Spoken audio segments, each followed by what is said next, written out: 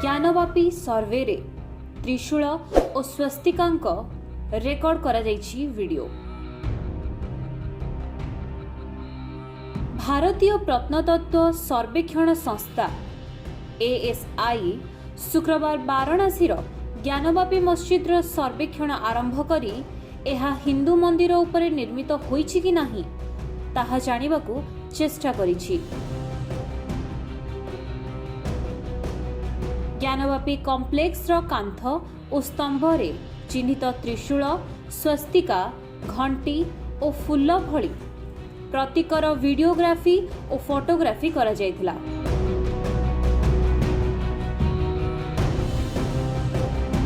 प्रथम दिन में कांथरे लागिथिबा चिन्ह, गुंबुज और स्तंभ गुड़िकर सर्वे करा जायतिला।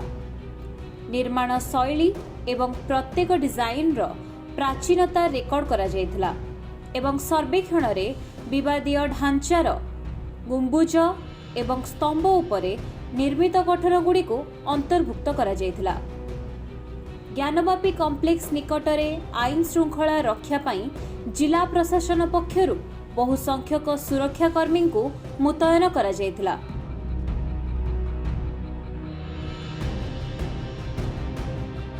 प्रथम दिन में प्राय 7 घंटा धरी सर्वे चलीथिबा बेले ASI एही ढांचा गुड़िकर लेआउट और फोटो उठाइथिला।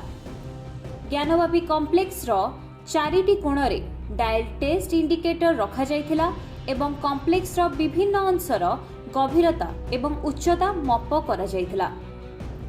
ASI टीम रे 37 जन व्यक्ति थिले एवं IIT रो विशेषज्ञ टीम सह मिसी मोट 41 जन सदस्य एक टीम गठन करिथिले, जहाकू 4टी टीम रे विभक्त करा जाई एही सर्वे आरंभ करा जायतिला।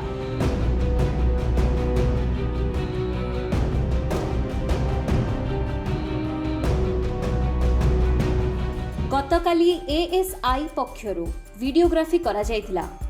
आज भूतल स्थान तेहखानार सर्वे हेबो। ढांचारे विभिन्न चिन्ह देखिबाकू मिले। ग्राउंड पेनिट्रेटिंग राडार GPR जरिया भितरे बुड़ी रहिथिबा समस्त मूर्ति को ठाब करा जिवो बोली जणे आवेदनकारी कहिसंती। काशी विश्वनाथ मंदिर निकटरे थिबा ज्ञानवापी मस्जिद उपरे वैज्ञानिक सर्वे शेष करिबा पई वाराणसी एक अदालत शुक्रवार ASI को अतिरिक्त 4 सप्ताह समय दैछंती।